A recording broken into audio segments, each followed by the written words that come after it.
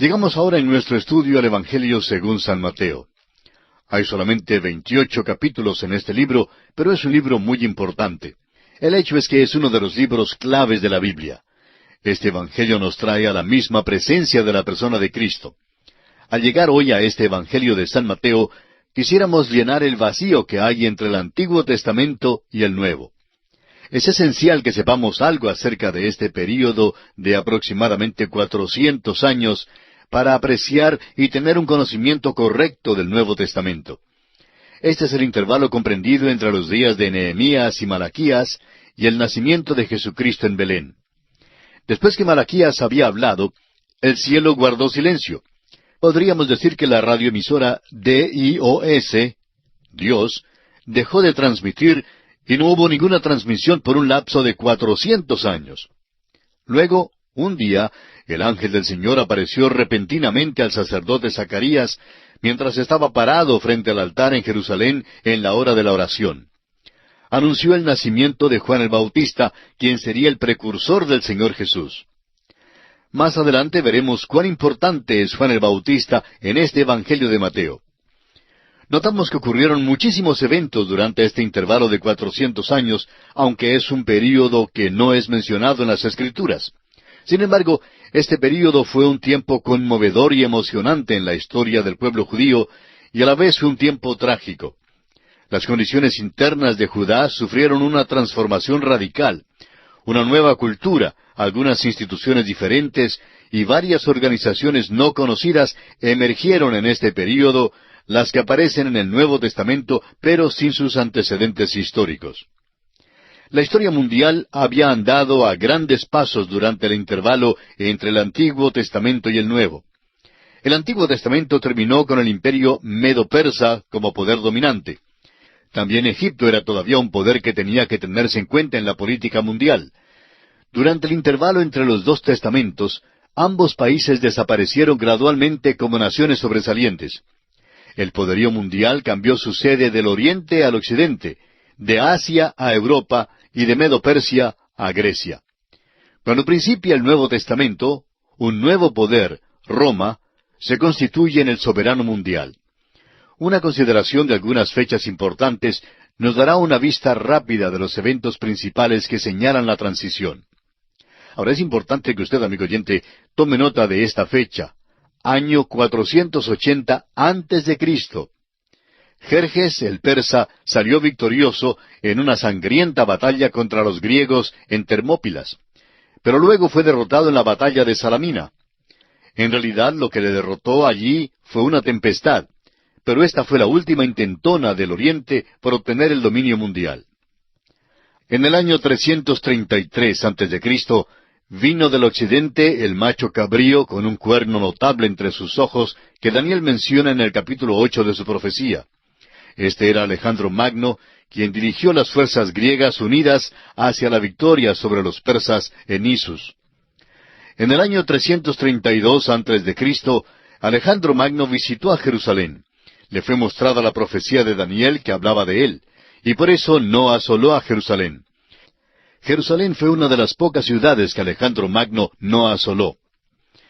En el año 323 a.C., Alejandro murió en Persia. Al parecer había intentado mudar la sede del imperio hasta allí. Luego el imperio mundial, tanto de Oriente como de Occidente, fue dividido entre sus 4 generales. En el año 320 a.C., Judea fue anexada a Egipto por Ptolomeo Sóter. En el año 312 a.C., Seleuco fundó el reino de los Seleucidas, que pasó a ser Siria. Trató de tomar a Judea, por lo que Judea llegó a ser el campo de batalla entre Siria y Egipto. Este pequeño país llegó a servir de valle entre las dos naciones rivales. El resultado era muy semejante a la tabla de estregar ropa que muchas de nuestras madres solían utilizar. De arriba a abajo estregaba la ropa. Pues así hicieron estas dos naciones. Fueron de arriba abajo sobre la pequeña región de Judea. Ahora, en el año 203 a.C., Antíoco el Grande tomó a Jerusalén y Judea pasó así al dominio de Siria. En el año 170 a.C., Antíoco Epífanes tomó a Jerusalén y denigró el templo, ofreciendo un cerdo sobre el altar. Había sido mencionado en el libro del profeta Daniel como el cuerno pequeño, en Daniel 8:9. Lo han llamado el Nerón de la historia judía. En el año 166 a.C., Matatías, el sacerdote de Judea, levantó una rebelión contra Siria. Este es el principio del período de los Macabeos. Los judíos nunca habían sufrido más que lo que sufrirían durante esta época, y nunca fueron más heroicos que durante este intervalo. Judas Macabeo, que quiere decir el martillo, fue el líder que organizó la rebelión. En el año 63 a.C., Pompeyo el romano tomó a Jerusalén, y así el pueblo hebreo pasó a quedar bajo la soberanía de un nuevo poder mundial.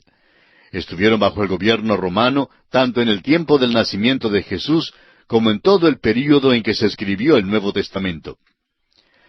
En el año 40 a.C., el Senado romano nombró a Herodes como rey de Judea. Nunca ha habido una familia ni un nombre más inicuo que este. Se ha hablado mucho acerca de la mafia tan terrible, pero esta familia sobrepasó a todas. En el año 37 a.C., Herodes tomó a Jerusalén y dio muerte a Antígono, último de los reyes sacerdotes entre los macabeos. En el año 31 a.C., Augusto César llega a ser el emperador de Roma. En el año 19 a.C. comenzó la reconstrucción del templo de Herodes. La construcción había estado en proceso ya por mucho tiempo cuando nació nuestro Señor Jesucristo, y todavía continuaba durante el tiempo en que se escribió el Nuevo Testamento. En el año 4 a.C., nace en Belén nuestro Salvador, Cristo Jesús. La vida interna de la nación de Judea sufrió cambios radicales a causa de sus experiencias durante el período entre los dos testamentos. Después de la cautividad babilónica, se volvió de la idolatría a un esfuerzo frenético por lograr una santidad legal. La ley mosaica se constituyó en un ídolo. El hebreo clásico se dio al arameo como idioma de uso común, aunque se retenía el hebreo para la sinagoga. La sinagoga parece haber aparecido después de la cautividad. Llegó a ser el centro de la vida en Judea, y a donde quiera que fuera que hubiese hebreos en el mundo, también surgió entre esta nación un grupo de partidos y agrupaciones que son mencionados en el Nuevo Testamento, pero que nunca se mencionaron en el Antiguo Testamento. Ahora estos partidos o agrupaciones podemos dividirlas en 4 grupos principales. Primero, los fariseos. Estos fueron el partido dominante. Se presentaron para defender el modo de vivir judío contra toda influencia extranjera. Eran legalistas estrictos que creían en el Antiguo Testamento. Eran nacionalistas en cuanto a la política y querían restaurar el reino al linaje de David. Por eso fue un partido religioso político. Hoy en día los llamaríamos fundamentalistas hablando teológicamente y muy derechistas hablando políticamente. El segundo grupo eran los saduceos. Los saduceos se integraron a los ricos y a los que se inclinaban a la vida social, los que querían desprenderse de las tradiciones. A propósito, ¿no le recuerda eso la hora presente? ¿No es interesante que las familias ricas sean las liberales? Las migajas todavía caen de la mesa del rico. Están dispuestos a dar las migajas, pero no dan su riqueza, yo seguro. Los saduceos eran liberales en su teología y rechazaban lo sobrenatural. Por eso eran enemigos de los fariseos. Los saduceos tenían mucho en común con los epicúreos griegos. Los epicúreos fueron opuestos a los estoicos. Los epicúreos creían en el lema, come, bebe y regocíjate porque mañana mueres. A veces es posible que tengamos un concepto algo equivocado en cuanto a ellos, pues en la realidad intentaban alcanzar la vida buena. Pensaban que la manera de vencer el cuerpo era dándole rienda suelta y desenfrenada. Muchísimas personas creen que esa es la respuesta hoy en día. Pero amigo oyente, en aquel entonces sometieron a prueba tales teorías y no dio buenos resultados. Así que tampoco podemos hoy obtener buenos resultados en esas condiciones. Ahora, el tercer grupo era el de los escribas. Los escribas eran un grupo de expositores profesionales de la ley que existían desde los días de Esdras.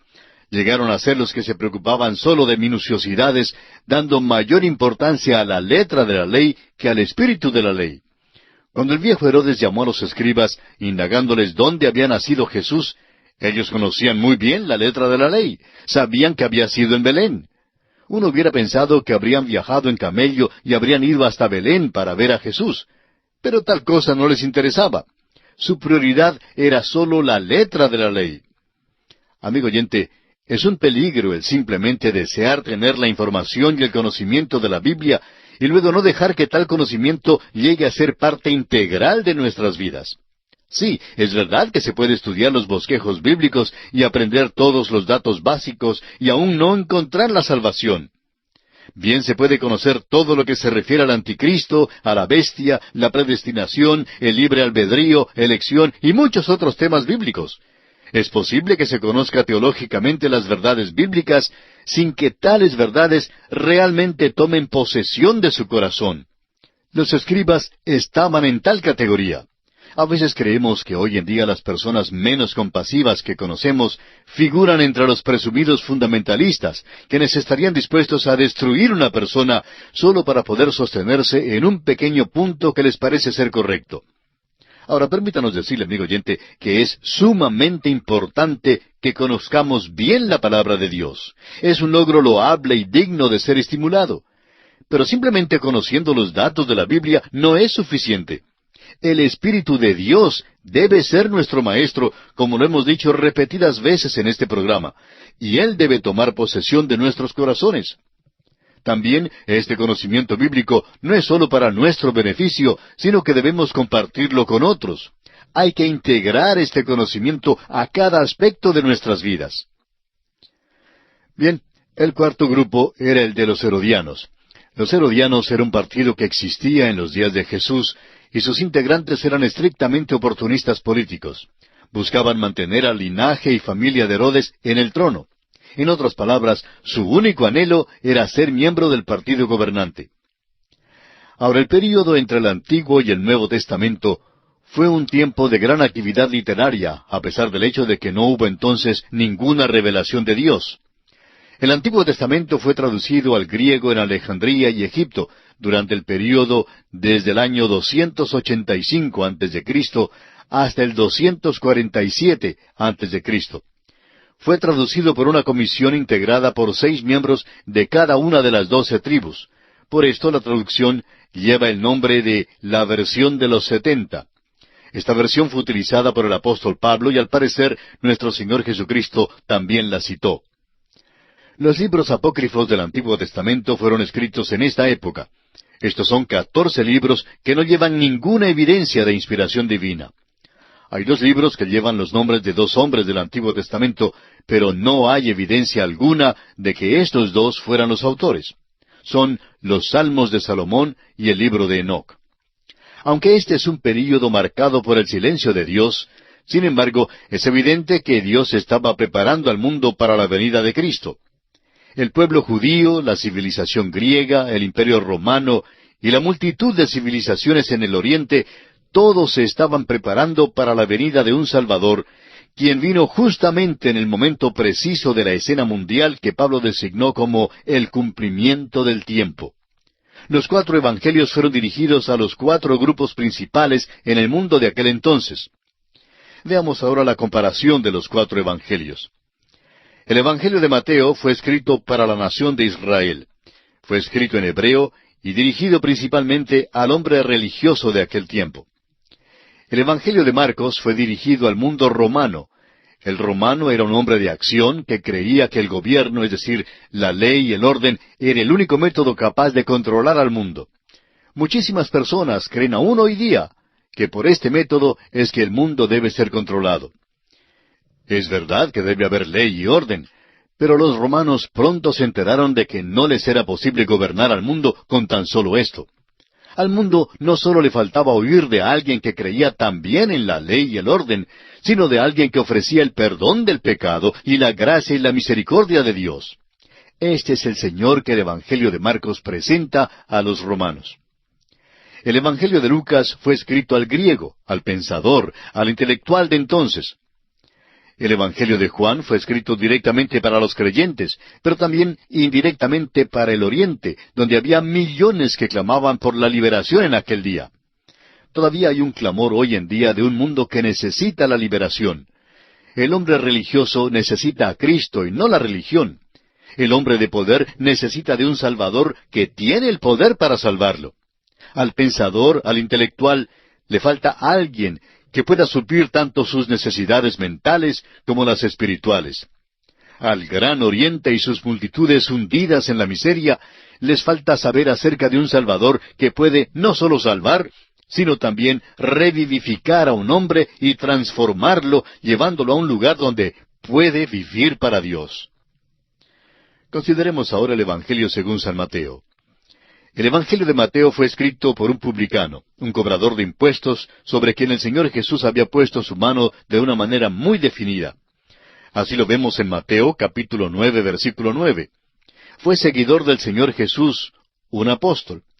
Papías lo dice y Eusebio lo confirma, y otros de los padres apostólicos se ponen de acuerdo en que este Evangelio fue escrito originalmente por Mateo en hebreo para la nación de Israel, un pueblo religioso. No tenemos suficiente tiempo como para entrar en las circunstancias circundantes a todo esto, pero Dios había preparado toda esta nación para la venida de Cristo al mundo. Y así procedió de esta nación, tal como el Señor Jesús mismo lo dijo en Juan capítulo 4, versículo 22. La salvación viene de los judíos. Un historiador alemán dijo que Dios preparó al Salvador para que viniera de Israel. La salvación debía venir de ellos. Preparó también al mundo pagano para la salvación porque ciertamente la necesitaba. Todo el mundo la necesita. El Evangelio según San Mateo es un libro notable y un libro clave de la Biblia. Vuelve su mirada al Antiguo Testamento y reúne allí más profecías del Antiguo Testamento que cualquier otro libro. Y esto es de esperarse, puesto que fue escrito principalmente para los judíos. Pero al mismo tiempo avanza más en cuanto a las enseñanzas del Nuevo Testamento que cualquiera de los otros evangelios. Por ejemplo, ningún otro escritor del Evangelio menciona a la iglesia por nombre, pero Mateo la menciona. Solo él anota las palabras de nuestro Señor Jesucristo en el capítulo 16 y versículo 18, cuando dijo, «Sobre esta roca edificaré mi iglesia». Aún Renan, el escéptico francés, dijo que este Evangelio era el libro más importante en todo el cristianismo, posiblemente el más importante que jamás haya sido escrito. Un publicano transformado por Jesucristo fue la persona elegida por el Espíritu de Dios para dirigir este Evangelio al pueblo de Israel. Este Evangelio presenta el programa de Dios. La frase, «el reino de los cielos», es una expresión que es peculiar a este Evangelio. La encontramos allí unas 32 veces, mientras que la palabra reino ocurre 50 veces. Una comprensión correcta de la frase reino de los cielos es esencial para cualquier interpretación de este Evangelio y de la Biblia. Y quisiéramos declarar categórica y dogmáticamente que el reino y la iglesia no son palabras sinónimas, no son lo mismo. La iglesia está incluida en el reino de los cielos, pero no son iguales. Por ejemplo, Maracaibo está en Venezuela, pero Maracaibo no es toda Venezuela. Si usted no está de acuerdo, pregunte a los caraqueños.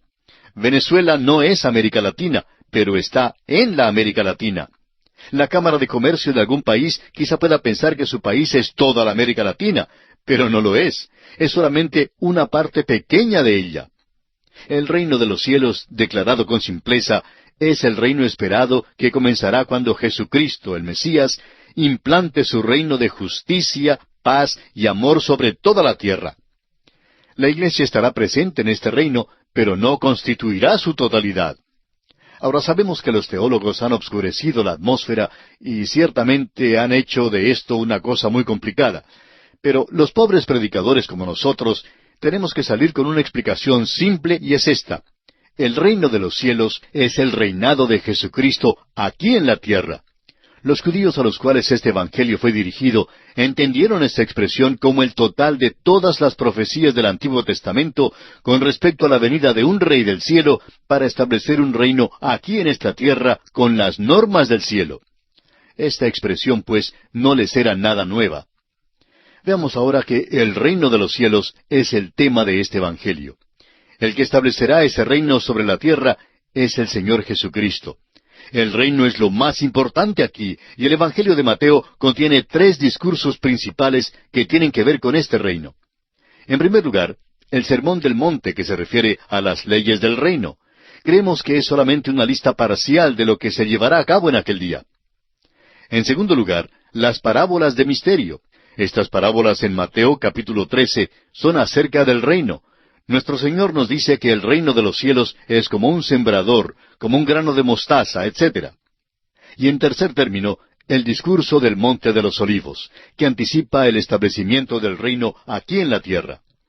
En nuestro estudio del Evangelio de Mateo, veremos que la expresión el reino de los cielos es una expresión de significado progresivo.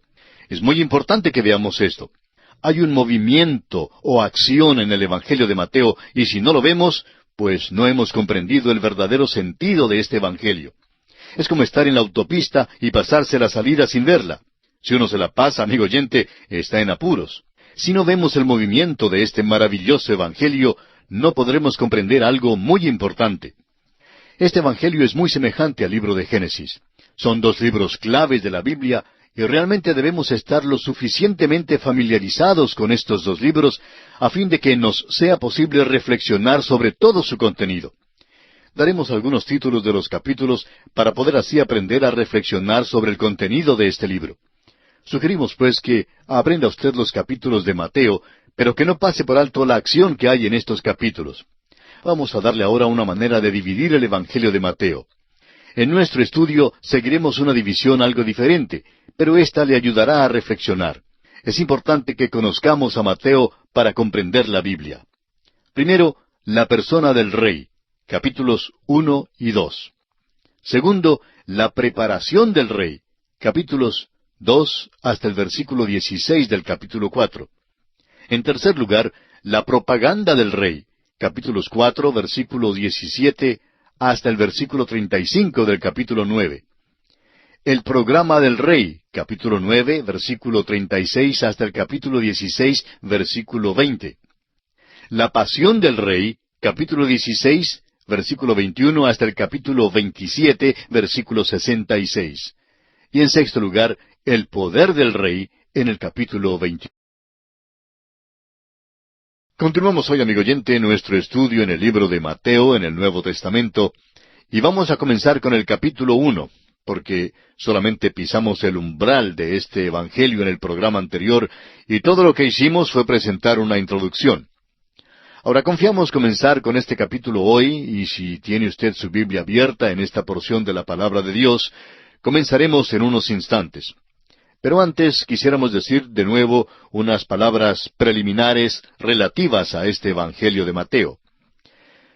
Debemos decir que este Evangelio se parece mucho al libro de Génesis. Como hemos dicho, hay dos libros claves de la Biblia, y usted necesita leerlos y meditar en ellos. Estos son dos libros con los cuales debemos estar muy familiarizados. Creemos que es importante meditar cuidadosamente al leer estos libros. Este pensamiento es presentado por un profesor de un seminario, quien acostumbraba decir a sus estudiantes que en lugar de contar ovejas cuando no les era posible conciliar el sueño, lo que tenían que hacer era leer y meditar en el libro de Génesis, y luego leer y meditar en el libro de Mateo, capítulo por capítulo. Por ejemplo, ¿de qué trata el capítulo 1? ¿De qué trata el capítulo 2?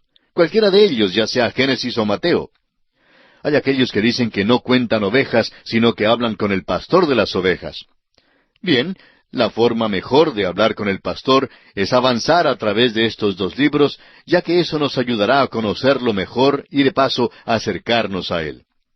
En realidad, lo más importante es que Él nos hable, en lugar de nosotros hablarle a Él, pues no creemos que tengamos mucho que decirle a Él. En cambio, Él sí tiene mucho que decirnos. Así que probablemente debiéramos hacerlo de esa manera, y le sugerimos que lo haga así. Hay aquí en este Evangelio un movimiento que si usted se lo pierde, casi lo pierde todo. Ahora, al entrar de lleno en este capítulo 1 del Evangelio según San Mateo, notemos que su tema es la genealogía de Jesucristo y la historia del nacimiento virginal de Jesús. La genealogía con que empieza el Evangelio de Mateo y el Nuevo Testamento es, en muchos aspectos, el documento más importante en las Escrituras. Toda la Biblia descansa sobre su exactitud. Usted notará que tiene tres divisiones. Primero, la genealogía desde Abraham hasta David, en los versículos 1 al 6. Luego, la genealogía desde Salomón hasta el cautiverio babilónico, en los versículos 7 al 11. Y en tercer lugar, la genealogía desde el cautiverio babilónico hasta José el carpintero, lo cual se encuentra en los versículos 12 al 17. Recordemos que el libro de Génesis es un libro que trata acerca de las familias y la importancia que tienen. Aquí, el Nuevo Testamento principia con esta genealogía muy importante. Ahora debemos confesar que, en primer lugar, esto parece algo pesado. Si le damos a alguien un Nuevo Testamento, y si tal persona empieza a leer aquí en el Evangelio de Mateo, donde lo primero que encuentra es una genealogía, bueno, no creemos que vaya a continuar leyendo. Un capellán cuenta que durante la Segunda Guerra Mundial había distribuido literalmente miles de Nuevos Testamentos a los que servían en el cuerpo militar. Y él vio cómo los hombres se sentaban en sus camas para leer por 1 minuto o 2 en el principio de Mateo. Y al empezar a leer aquella genealogía en Mateo, llegaban a la conclusión de que este librito no era para ellos. Y no podemos culparlos. Nuestro punto de vista es que debemos usar un poco de sabiduría en la distribución de la literatura cristiana. La persona corriente debe empezar leyendo primero cualquiera de los otros 3 evangelios, más bien que en el Evangelio de Mateo. Pero eso no disminuye en ninguna manera la importancia de esta genealogía que se menciona aquí. El Nuevo Testamento se apoya en la exactitud de esta genealogía porque establece el hecho de que el Señor Jesucristo es del linaje de Abraham y también del linaje de David. Ambos son muy importantes. El linaje de Abraham lo coloca en la nación israelita, y el linaje de David lo coloca sobre el trono. El Señor Jesucristo, pues, procede de aquel linaje. Las genealogías fueron muy importantes para la nación de Israel, y por medio de ellas se podía establecer si una persona tenía un reclamo legítimo en cuanto a un linaje en particular. Por ejemplo, cuando los israelitas regresaron de la cautividad, encontramos en el libro de Esdras que éstos buscaron su registro de genealogías y no fue hallado, y fueron excluidos del sacerdocio. Así leemos en Esdras capítulo 2 versículo 62. Fue posible en el día de Esdras comprobar el registro de la tribu de Leví y excluir a todos los que hacían un reclamo falso. Evidentemente el gobierno guardaba las genealogías poniéndolas a disposición del público. Creemos que eran guardadas en el templo porque Israel era una teocracia. En realidad, aquí tenemos un lugar donde la Iglesia y el Estado verdaderamente se unían. La religión y el Estado eran uno. Esta genealogía evidentemente se exhibía y bien pudo haber sido copiada de los registros públicos hasta el año 70 después de Cristo, cuando el templo fue destruido. Los enemigos de Jesús podían haberla comprobado y es muy probable que lo hicieran. Esto es interesante e importante porque disputaban cada movimiento del Señor Jesús, aún ofreciendo una supuesta explicación para tratar de negar la resurrección, pero nunca disputaron esta genealogía. La razón para esto tiene que ser que la estudiaron minuciosamente y llegaron a comprobar su exactitud. Ahora, esto es muy importante porque pone a Jesucristo en una posición muy singular. Usted recordará, amigo oyente, que Él dijo que el pastor de las ovejas entra por la puerta, pero el ladrón y el salteador suben por otra parte para entrar en el redil de las ovejas. Aquel redil es la nación de Israel. Jesús no entró en el redil por una cerca de atrás, ni entró por el callejón. Entró por la puerta misma. Nació del linaje de David y dentro del linaje de Abraham. Esto es lo que Mateo expone para nosotros. Jesucristo es el cumplimiento de todo lo que se ha dicho en el Antiguo Testamento. Es de suma importancia y debe ser considerado así. A los enemigos de Cristo, pues, nunca les fue posible disputar su genealogía. Tuvieron que buscar otros medios de disputar en su contra y por supuesto los hallaron. El que no quiere aceptar la verdad siempre encuentra la manera de disputarla o discutirla o alguna excusa para no aceptarla. El autor de estos estudios bíblicos, el Dr. J. Vernon McGee, contaba que en su juventud llegó a interesarse en la Biblia por primera vez y asistió a una conferencia bíblica de verano donde el Señor le habló. Al enseñar la palabra de Dios, su profesor de Biblia conmovió su corazón. Y decía el Dr. McGee que una mañana este profesor preguntó, ¿cuántos de ustedes jóvenes han leído toda la Biblia en un año? Había como 300 jóvenes presentes, pero ninguno levantó su mano. El profesor hizo la misma pregunta 4 veces. Por fin, Un joven levantó la mano algo furtivamente y con titubeo dijo, «Bueno, la he leído, pero solo leía las partes que eran interesantes. No leí las genealogías». Todos los presentes se rieron y también el profesor, quien confesó que él tampoco las leía. En aquel mismo momento, decía el doctor Magee, se me ocurrió que, siendo que el Espíritu de Dios había usado tanta tinta de imprenta para darnos las genealogías, que éstas tendrían que tener algo de gran importancia para nosotros. Así pues, amigo oyente, quisiéramos dedicar nuestra atención muy especial a esta genealogía en Mateo porque es muy importante.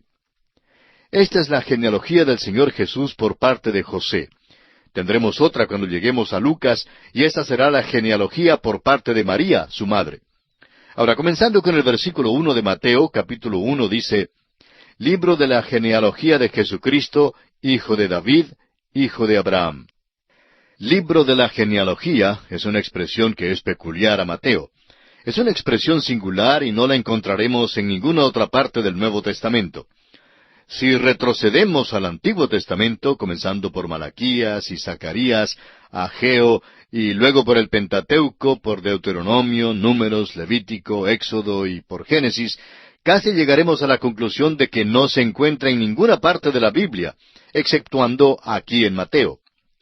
Luego de repente llegaremos al capítulo 5 de Génesis, capítulo 1, donde se lee, Este es el libro de las generaciones de Adán. Es la misma expresión de Mateo. Pero vemos que hay dos libros, el libro de las generaciones de Adán y el libro de la generación de Jesucristo. Ahora, ¿cómo se entra a formar parte de la familia de Adán? Simplemente por nacer, por el nacimiento. Usted no lo ejecuta, en efecto, no tiene nada que ver con eso. Pero así es como entramos en la familia de Adán. Entramos solamente por el hecho de nacer. Pero notemos que en Adán todos mueren, así lo expresa el apóstol Pablo en su carta a los Romanos capítulo 5, versículo 12, donde dice, Por tanto, como el pecado entró en el mundo por un hombre, y por el pecado la muerte, así la muerte pasó a todos los hombres, por cuanto todos pecaron. El libro de Adán, pues, es un libro de muerte. Luego, hay el otro libro, el libro de la generación de Jesucristo. Ahora, ¿cómo entramos en esa familia, en esa genealogía? Entramos también por medio de un nacimiento, pero es por medio del nuevo nacimiento. El Señor Jesús dice en el Evangelio según San Juan, capítulo 3, versículo 3, que es necesario nacer de nuevo para ver el reino de Dios. El nuevo nacimiento nos coloca en el libro de la vida del Cordero y somos inscritos allí al confiar en Cristo Jesús como nuestro Salvador personal.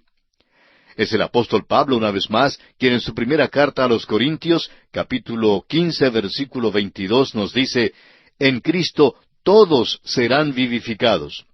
Todos estamos en el primer libro, el libro de la generación de Adán. Amigo oyente, esperamos que hoy, en este día, usted y yo, y todos, estemos también registrados en el libro de la vida del Cordero. Mateo dice que Jesucristo es hijo de David, hijo de Abraham. ¿No sabía Mateo que Abraham vino antes de David? Claro que lo sabía porque lo aclara en el resto de la genealogía. Entonces, ¿por qué lo puso así?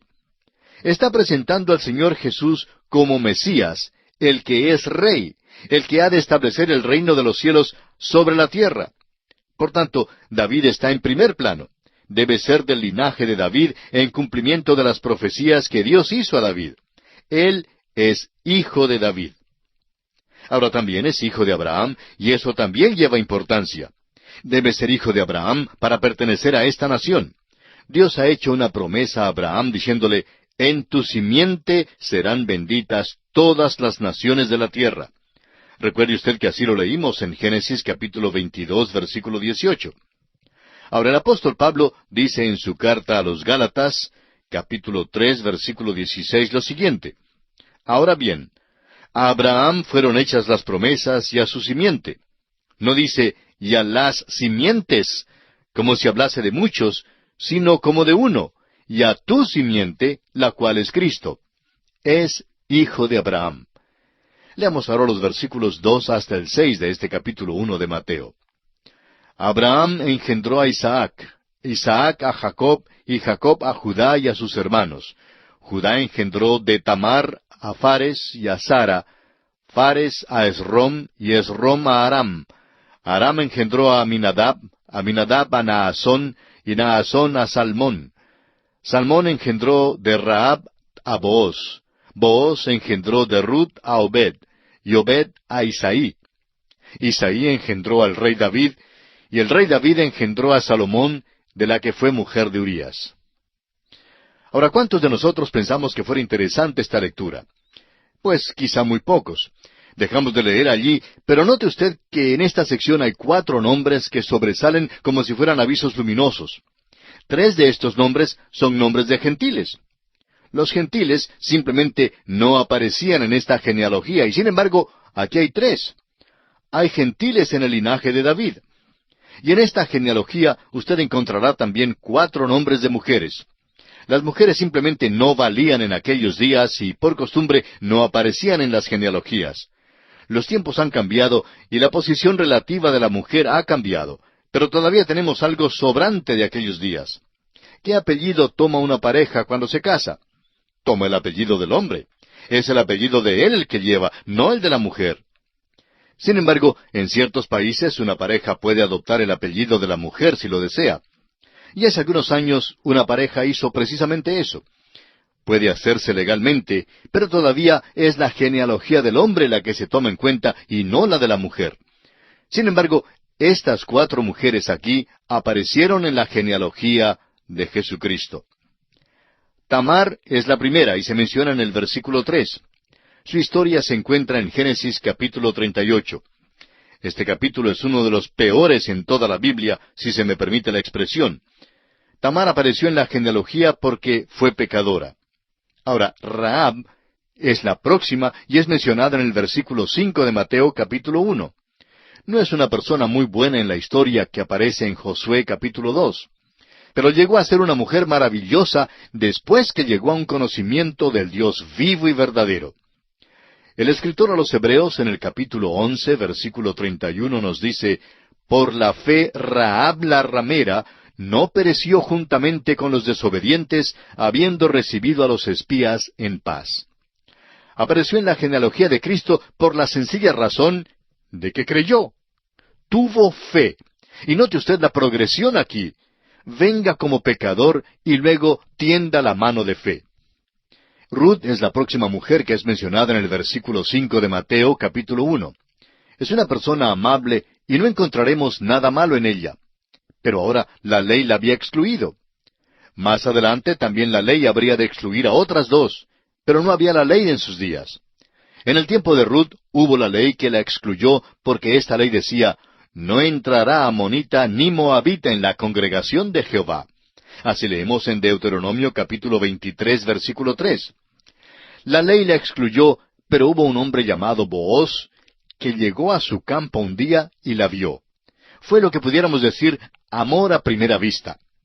Este hombre Booz la amó y le extendió la gracia al traerla a ella, una gentil, a la congregación de Israel. Ella preguntó, «¿Por qué he hallado gracia en tus ojos?» Y usted y yo podemos hacer la misma pregunta hoy en día. De nuevo, amigo oyente, tomemos nota de la progresión. Venimos primero como pecadores y luego tendemos la mano de fe, y Él, por su maravillosa gracia, nos salva. Ahora, a Betsabé no se la menciona por nombre aquí en el capítulo 1 de San Mateo, pero es llamada la que fue mujer de Urías, en el versículo 6. Su nombre no se menciona aquí porque su adulterio con David no fue un pecado del cual ella era culpable. Fue el pecado de David, y David fue quien realmente tuvo que pagarlo, y lo pagó. Ella apareció en la genealogía de Cristo porque Dios no abandona a ninguno de los suyos que cae en pecado. Es posible que una oveja salga del redil y llegue a perderse, pero tenemos a un pastor que busca a esa oveja y siempre la trae de nuevo al redil. Trajo de nuevo a David.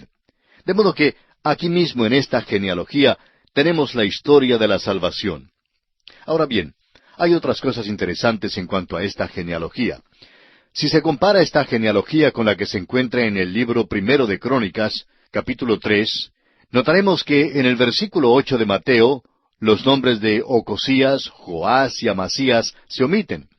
Esto demuestra que las genealogías se citan para darnos un vistazo de cierta línea de descendientes y que no es necesario que cada individuo sea nombrado en cada genealogía en la Biblia. Creemos que debemos recordar esto en las genealogías que aparecen en Génesis antes del diluvio. No son necesariamente genealogías completas, pero están allí para trazar ciertos linajes. Nosotros creemos que el hombre ha estado en esta tierra por muchísimos años más que la fecha que aparece en los márgenes de muchas ediciones de la Biblia. Recordemos que estas fechas son dadas por el historiador Ussher y no son parte íntegra de la Biblia misma. Continuamos hoy, amigo oyente, nuestro estudio en el primer capítulo del Evangelio según San Mateo. En nuestro programa anterior estábamos considerando la genealogía de Jesucristo y concluimos mencionando que si comparamos esta genealogía de Jesucristo con la que se encuentra en el libro primero de Crónicas, capítulo 3, notaremos que en el versículo 8 del Evangelio según San Mateo, los nombres de Ocosías, Joás y Amasías se omiten. Esto demuestra que las genealogías se citan para darnos un vistazo de cierta línea de descendientes y que no es necesario que cada individuo sea nombrado en cada genealogía de la Biblia. Creemos que debemos recordar esto en las genealogías que aparecen en Génesis antes del diluvio. No son necesariamente genealogías completas, pero están allí para trazar cierto linaje. Creemos que el hombre ha estado en esta tierra por muchísimos años más que la fecha que aparece en los márgenes de muchas ediciones de la Biblia. Tengamos en cuenta que estas fechas son dadas por el historiador Ussher y no forman parte integral de la Biblia misma.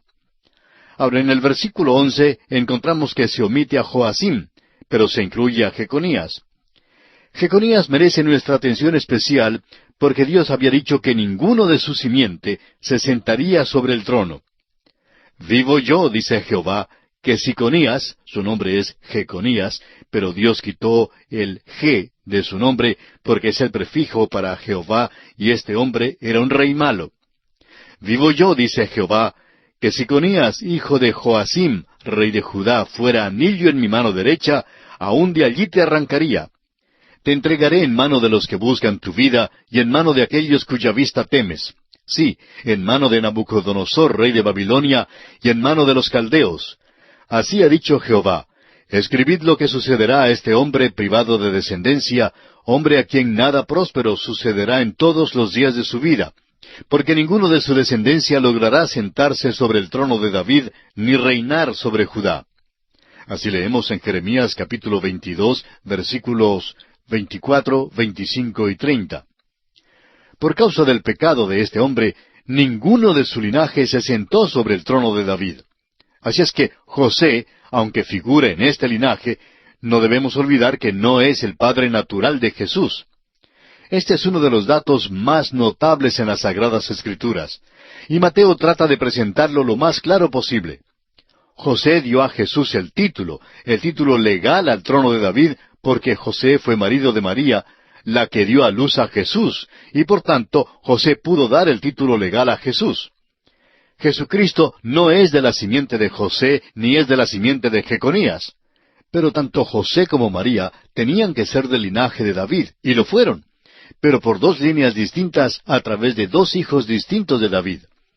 Notaremos cuando lleguemos al Evangelio según San Lucas que la línea de María viene de David por su hijo Natán.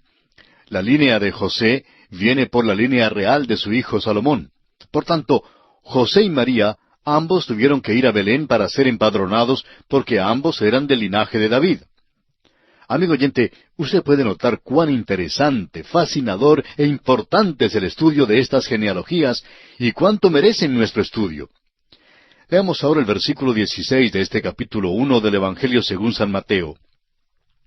Y Jacob engendró a José, marido de María, de la cual nació Jesús, llamado el Cristo. Es posible ver enseguida que hay aquí algo diferente en la genealogía.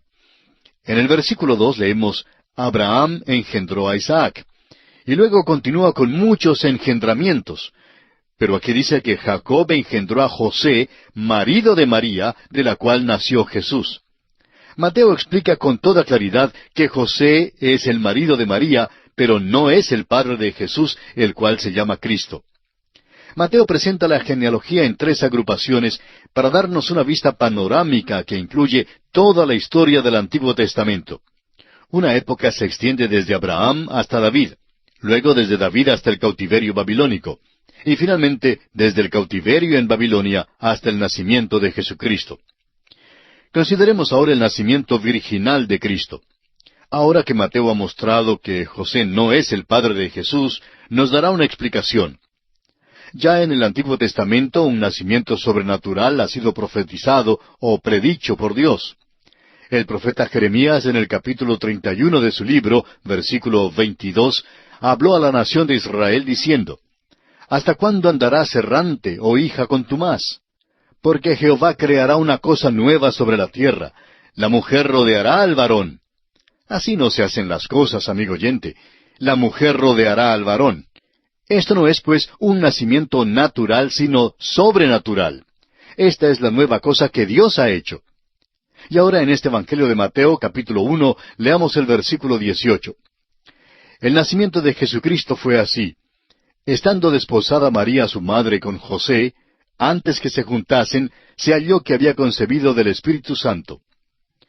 El nacimiento de Jesucristo fue así. Así sucedió, dice Mateo. Cuando su madre María estaba desposada con José, es decir, estaba comprometida para casarse con José, antes de que se juntaran, se halló encinta. No había tenido ninguna relación física. Ahora escuchen a Mateo. Se halló que había concebido del Espíritu Santo. El evangelista Lucas, que escribió el evangelio que lleva su nombre, era un médico griego. En su evangelio entra en una sección extensa de obstetricia. Ambos evangelios declaran que Jesús fue nacido de una virgen. José no fue su padre, pero María no le fue infiel a José. Jesús no es un niño ilegítimo tampoco. Esto es algo nuevo. La mujer rodeará al varón. Ahora, amigo oyente, nunca nos hemos opuesto a ningún hombre que diga que no cree en el nacimiento virginal. El hombre tiene derecho a no creer. Pero tenemos dos objeciones muy definidas.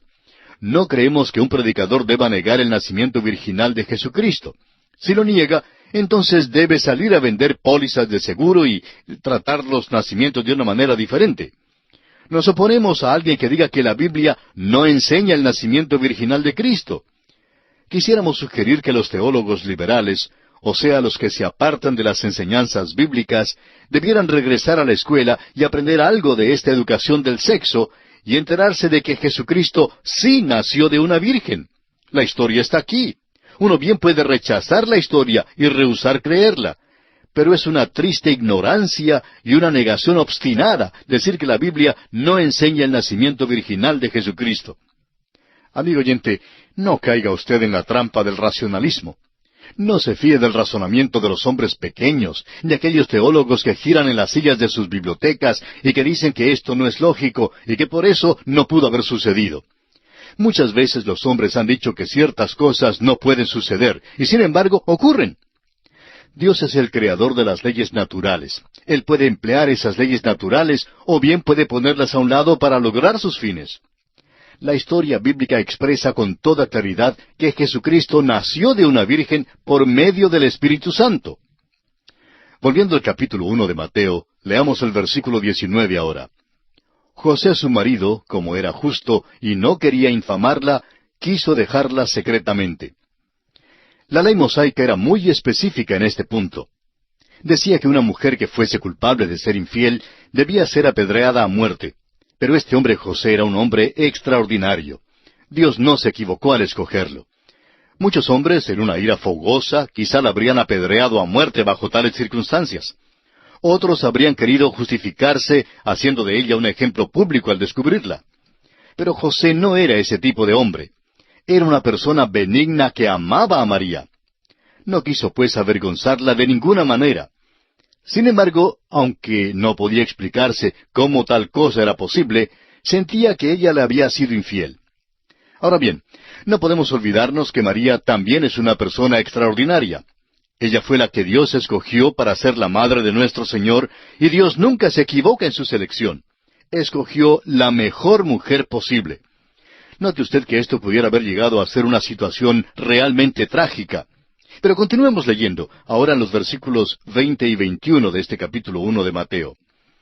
Y pensando él en esto, he aquí un ángel del Señor le apareció en sueños y le dijo, José, hijo de David, no temas recibir a María tu mujer, porque lo que en ella es engendrado del Espíritu Santo es. Y dará a luz un hijo, y llamará su nombre Jesús, porque él salvará a su pueblo de sus pecados. La palabra Jesús significa Salvador o Redentor. Tendrá el nombre Jesús porque él salvará a su pueblo de sus pecados. Ahora note usted en el versículo 22, donde Mateo, quien escribe a la nación de Israel, señala que todo esto fue hecho para que se cumpliera lo que el Señor había hablado. Mateo exhorta a la nación de Israel a que comprenda que este que ha venido es y debe ser el cumplimiento de las profecías del Antiguo Testamento. Se ha dicho que hay más de 300 profecías con respecto a la primera venida de Cristo que han sido literalmente cumplidas. Ahora no sabemos cuántas hay en Mateo, pero sabemos que Mateo citó más del Antiguo Testamento que todos los otros 3 escritores de los Evangelios juntos. Parece que registra acontecimientos y los verifica como cumplimiento de profecías del Antiguo Testamento. No trata de dar solo una vida de Cristo, sino que muestra que Él es el cumplimiento de las profecías del Antiguo Testamento con respecto a Él, el Mesías prometido. Ahora declara la profecía que fue dada acerca del Señor Jesús por el profeta. Leamos el versículo 23 de este capítulo 1 de Mateo. He aquí, una virgen concebirá y dará a luz un hijo, y llamará su nombre Emmanuel, que traducido es, Dios con nosotros. Mateo cita el versículo 14 del capítulo 7 de Isaías. Por tanto, el Señor mismo os dará señal. He aquí que la virgen concebirá y dará a luz un hijo, y llamará su nombre Emmanuel. Vamos a mirar algo que es muy importante. La palabra usada en el hebreo es alma. Gesemio es un erudito destacado que ha compilado un léxico hebreo muy completo. Podemos testificar que también es algo agotador hojearlo. Gesemio admitió que la traducción usual de la palabra alma es virgen, pero dijo que también se podía traducir como joven mujer.